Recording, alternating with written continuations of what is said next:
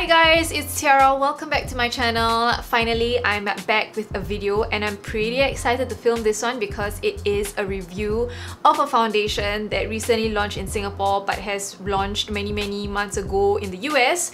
Very normal, and it is the Beauty Blender Bounce Foundation. So I recently picked this up during the Sephora Black and Gold member sale, and I got mine in the shade Blend 2.50. So according to the net, it says that they have 40 shades of this foundation, and I am aware of when it first launched, like in the US, everyone was making a big hoo-ha about it because the shade range was just really very imbalanced. I'm not really sure if they have improved on that or have acted on that or not, but all I know is that I did have a hard time trying to pick out a shade for myself because, you know, the medium range shade, which I fall under, there's just so many shades that look exactly the same when I swatched it on my face. So I had to ask a friend, Zoe, my beauty junkie friend, to kind of follow me and like get her to see from her POV which shade would match me. So I ended up getting the shade 2.50. In Singapore, this foundation retails for 60 Singapore dollars, and because I got it during the sale, I got it for slightly lesser than that. It is supposedly full coverage, it has a velveteen finish, it has moisture boosting hyaluronic acid, antioxidant rich white birch extract. So that's what it contains.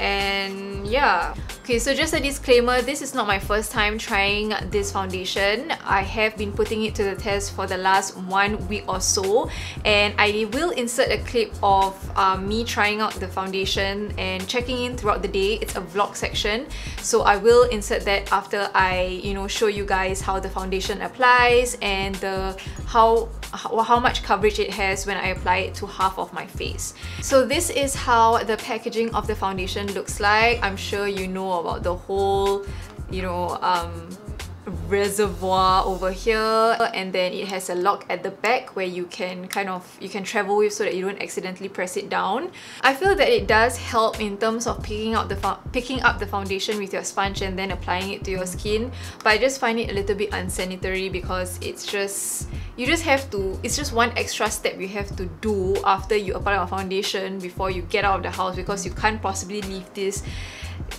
you know, crusty and dirty. You kind of have to wipe it down if you were to use it. But I have used it before and I'm okay about it. I'd rather put it at the back of my hand if I'm being perfectly honest. So I'm gonna prime my skin. I don't have any makeup on except for my skincare, and I'm gonna use my favorite Cover FX gripping primer. This is like my current holy grail. I'm gonna zoom you guys closer so that you can see how it applies on my skin. Alright, so now that you are very close to my face, I am going to start applying it to half of my face. For the last 1 week that I have been trying out this foundation, I've only applied it with a beauty sponge. This is the Rivet Artistry Plush Sponge. I have tried using a beauty blender as well just to see whether there was any major difference or not, but there wasn't. So I'm just going to go ahead with my Rivet Artistry Plush Sponge. I'm going to shake up the foundation and then I'm going to pump it on at the back of my hand and pick up the foundation from there. So this is just one pump of foundation. It has, just like it says, it's not a runny foundation, as you can see. It is very whipped. It has quite a thick texture, but it's not so thick like Kat Von D thick. It's just, you know, it doesn't run as much as other foundations or more runnier foundations do. I'm gonna take my sponge and I'm just going to dip a little bit, and then I'm going to start patting it on this side of my face.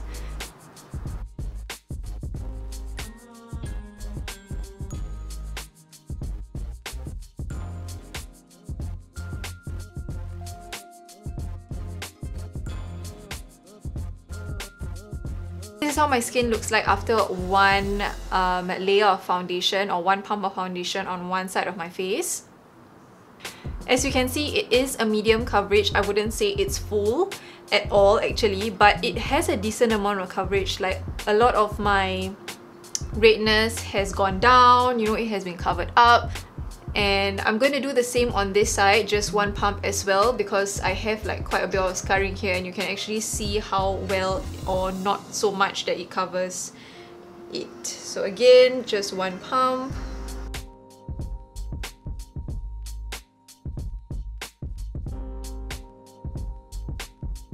And this is how I like to pick up the foundation. I feel that it does a better job. And I'm gonna tell you why later, because I did try something else and it was just, I was so meh about it. Alright, so this is my whole face done with one layer of foundation. So I used a total of 2 pumps of foundation, one on each side. First and foremost, this is by far one of the more mattifying foundations, or a matte look of a foundation that I'm used to. If you have been following me for a while, you know that I love my glowy foundations. I love the glowy, dewy, radiant look. So this one, it is not as glowy as my other favorite foundations like my Hourglass, my NARS. It's more on the matte side. Why I say that picking up from the back of your hand, or if you would like to use the reservoir, is better is because when the first time I tried to use this foundation, I actually put it at the back of my hand and then I dot it on my face before blending it out. I was so disappointed by how it looked like on my face, and the coverage was just really meh. I did not get the effect that Tati from Glam Life Guru got when she applied the foundation. I was like, what's happening? I was not impressed, but after I realized that, hey, picking up the foundation with a sponge from the back of your hand or the reservoir is the best way, I feel, like for you to kind of apply it to your face and blend it in. Like if you were to dot it in, I think because of the whip texture and it kind of dries quite quickly, that's why it didn't give that much of an effect as compared to if you were to kind of pick it up from the back of your hand. So usually I'm pretty cool with this one layer of foundation, but just for the sake of this video, I'm going to take about half a pump of foundation and I'm going to see if I can cover up this area of my face or my skin where I have a little bit of scarring. Oh, actually it does. Look at that. While I finish up the rest of my makeup, I'm going to be inserting a vlog section of when I tried this foundation on and did check-ins throughout the day so that you can see how it looks like on my skin and how it looked like at the end of the day before you know, I wrap up this whole video and share my thoughts on it. Hey everyone, it's Tiara and today is the 3rd day that I'm trying the new Beauty Blender Bounce Foundation, and I thought I'd bring you guys with me today to show you how it looks like on my skin. This is how my skin looks like upon application. I just applied it about 20 minutes ago and I'm just getting ready to go out to work. So this is how it looks like.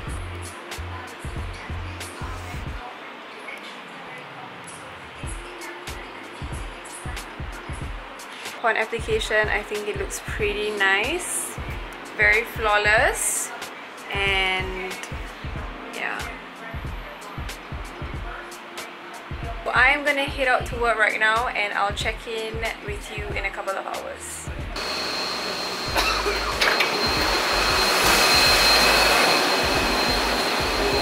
It's now 1:10 p.m. I'm in the office and unfortunately it's really cloudy today, so there's not really much of a good lighting, so please excuse the lighting of the office.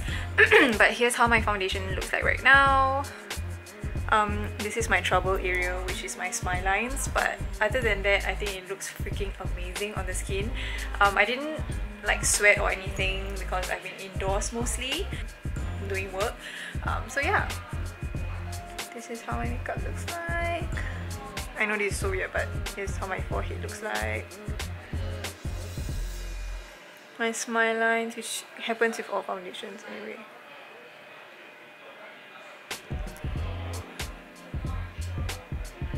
So yeah, this is how my face looks like after 7:45, 8, 9, 10, 11, what, 5 hours in? I think it still looks pretty good. So I'll check in again when I remember to.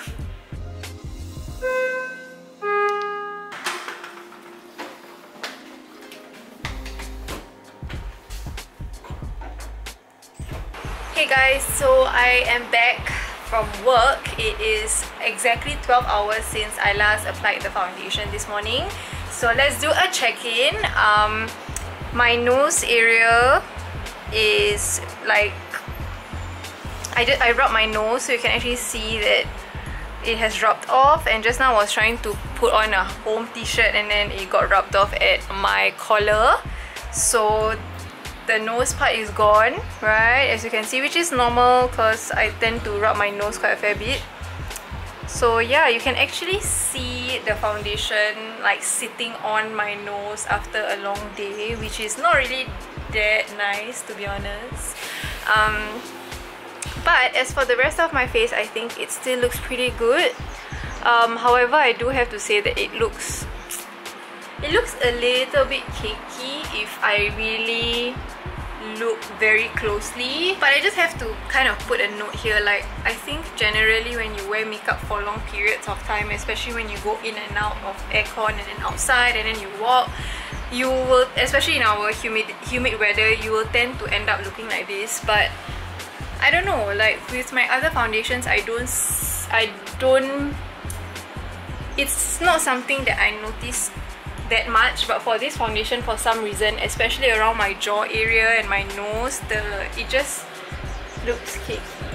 Okay, so yeah, that's how my skin looks like after 12 hours of wearing the Beauty Blender Bounce foundation. This is me with my lamp. Yeah.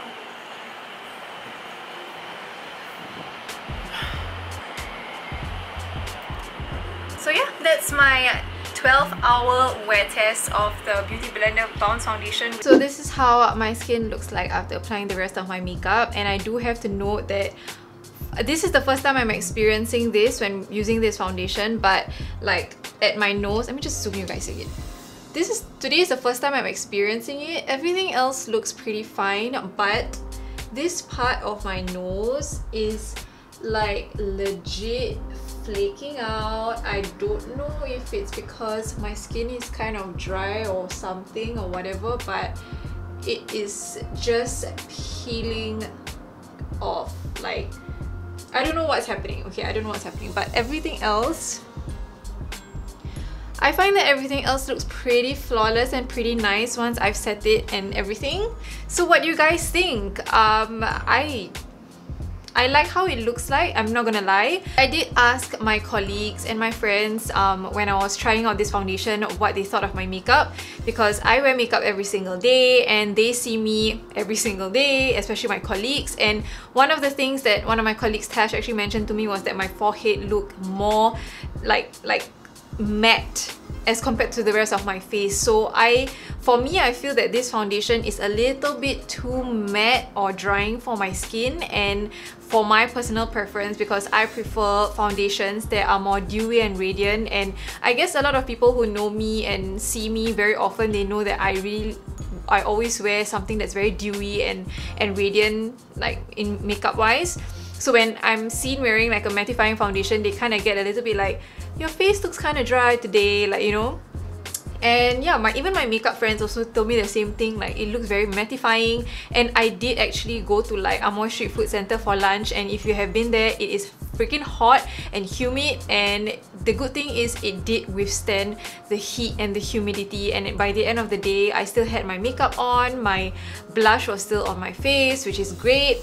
But as you can see from my vlog, right, at the end of 12 hours of me wearing this foundation, you can actually see like the foundation breaking up on my face. Like you can actually see the foundation on my face. Like right now it looks pretty fresh, it looks pretty good, but at the end of the day, when everything just like 12 hours in, right, you can really see that there's makeup on my skin that's kind of breaking apart, that needs to be removed immediately. And even though from far it looked okay, but when I looked up close, it was just like, this is kind of weird. Like I don't really experience such an effect with my other foundations.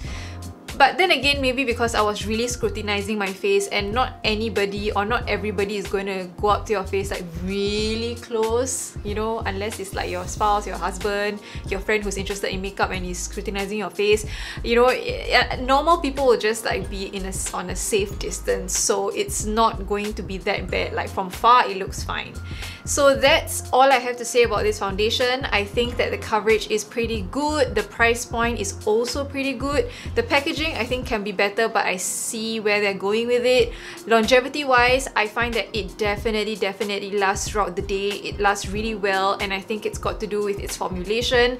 But then again, on the flip side, if you have slightly drier skin or if you have dry patches on your skin, this foundation may cling on to those areas. To counter that, you can actually also use a hydrating primer. I did actually try using a coconut primer from Marc Jacobs, which is known to be very hydrating, and I find that it does work better than my Cover FX gripping primer, especially for my skin type, because I have slightly drier skin, or I have combination skin but leaning to dry. So that's probably the reason why. And yeah, that's pretty much it. It's not something, I don't love it as much as my Hourglass foundation stick, but it is a good find, especially for those of you. I think it will be better for those with oily skin or combination oily, like leaning towards oily skin. I think it's going to be great. It does last a long time, but I think with our weather, at the end of the day, like 8 to 12 hours in, I think it may not look as, if you look up close, it may not look as good lah. If you have purchased this foundation or if you have tried it, let me know in the comment section down below what your thoughts are about it. Do you love it? Do you hate it? What do you like? What is your experience about it? I hope this video was helpful for you guys, and if it was, do give this video a big thumbs up, and of course subscribe to my channel if you haven't yet, or if you want to see more videos from me. Don't forget to also hit the notification bell so that you'll be notified as to when I upload a brand new video. Thank you guys so much for hanging out with me today, and I hope to see you guys soon in my next video. Bye!